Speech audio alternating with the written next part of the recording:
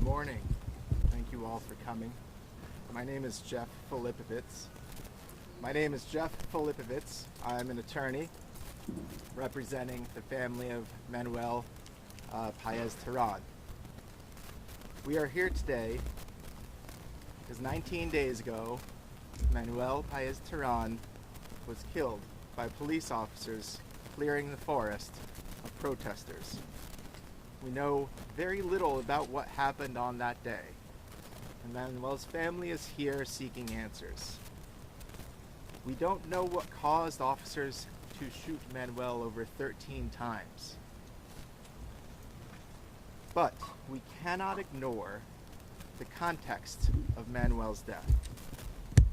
We have heard the phrase outside agitator used to describe protesters. It's a phrase that has been used since the civil rights movement.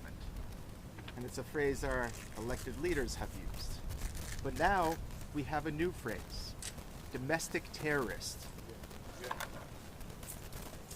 Before and after Manuel's death, law enforcement arrested peaceful protesters and charged them with domestic terrorism. What is a domestic terrorist according to our leadership? I will give you examples. These are from the arrest warrants that were taken out charging individuals with domestic terrorism. Occupying a treehouse while wearing a gas mask and camouflage clothing. Domestic terrorist. Arrested while sleeping in a hammock with another defendant. Said accused is also a known member of a prison abolitionist movement. Domestic terrorist. These are from affidavits, from arrest warrant applications. We have samples that we will hand out to you later. Criminally trespassing on posted land, occupying a treehouse and refusing to climb down, resulting in an over 12-hour standoff. Domestic terrorist. We used to call that a sit-in protest. Now it's terrorism. I could go on. I'll give you one more. Arrested while occupying a hammock adjacent to other defendants. Also present on the property during the shooting of a state trooper by an activist. Domestic terrorist for being present. Where does that end? Is anyone who is at a protest liable for everything that happens at a protest now? Are these all domestic terrorists? Is this a law that anyone wants? Is this a rule anyone wants, no matter what side of any political issue you are on? This is untenable.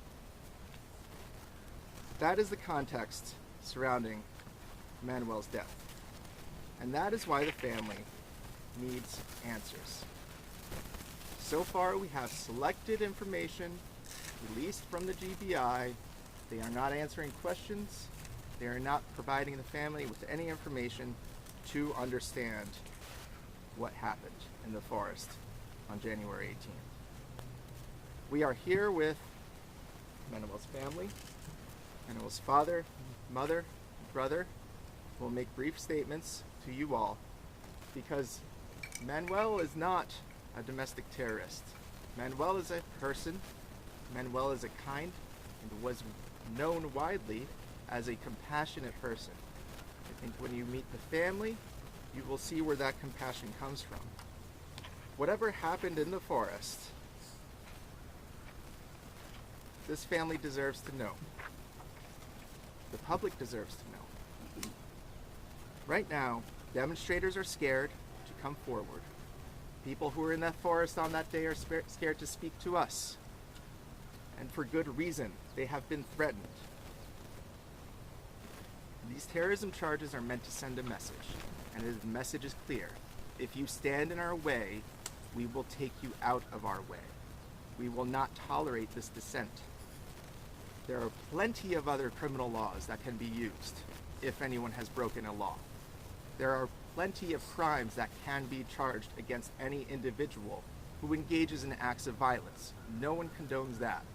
But we cannot ignore this enforcement environment that is starting here in Atlanta and that one day will be used against other groups, maybe your group, maybe someone on the opposite end of the spectrum. This is not what we want, and this is not something that encourages a family, a grieving family, to trust what they are being told.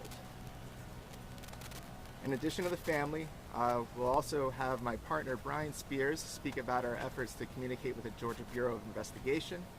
Jerry Weber is here from the Southern Center for Human Rights. Jerry is a constitutional law scholar and will answer questions and make a brief statement, as well as Kamal Franklin from Community Movement Builders, who will speak to the political mobilization efforts against the construction of Cop City.